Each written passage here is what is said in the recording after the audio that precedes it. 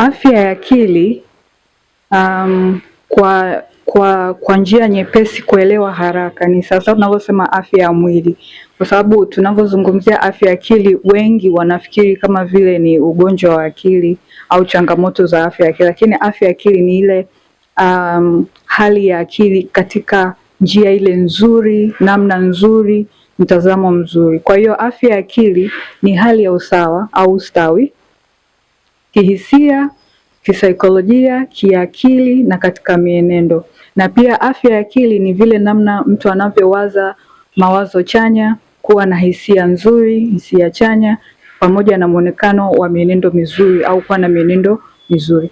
Lakini pia tukiendelea kuichambua afya ya akili ni namna pia mtu anavyojitambua na ufahamu, anajua yeye ni nani, nafasi yake kwenye sehemu husika, kama ni nyumbani au jamii inayokuzunguka, mazingira yanayokuzunguka, ule utashi na kujielewa, kujitambua wewe ni nani na nafasi yako, na uwezo wa kuweza kufanya kazi zile zinazokuletea tija. Na endapo unapata changamoto, unaweza kuzipambania au kutafuta suluhisho na baadaye ukarudi katika hali yako nzuri sawa sawa.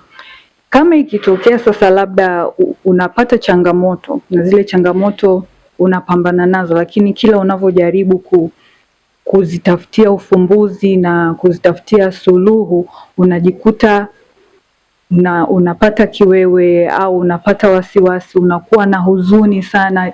Dalili hizi zinavyoendelea kuzidi, tutaweza sasa kujua sasa uko katika hali ya changamoto ya afya ya akili au ugonjwa wa akili. Kama utapata kufanyiwa tathmini na mtaalamu ambaye wa mambo ya afya ya akili, ambaye ataweza kujua sasa upo katika hali ya changamoto au ya afya ya akili au upo katika hali ya ugonjwa wa akili.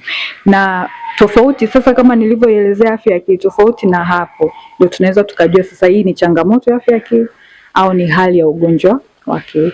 Kwa hiyo afya ya akili sio kwamba huna akili au afya ya akili kwamba ni matatizo ya akili. Afya ya akili ni ile hali ya usawa, hali nzuri, kama tunavyosema kwenye mwili uko vizuri, hauna magonjwa yoyote, ndivyo muonekano wako wa mwili uko safi, ndivyo hata afya ya akili ilivyo, kwamba una hisia nzuri, unaweza kuwa na mawazo mazuri, unawaza vizuri, unafanya kazi, unakuwa katika hali ya ufanisi mzuri, muonekano au mtazamo ule mzuri, ndivyo afya ya akili ilivyo. Tofauti na hapo ni aidha changamoto ya afya ya akili au ugonjwa wa akili, kutegemeana na mtaalamu atakavyofanyia tathmini ili kutambua upo katika eneo gani.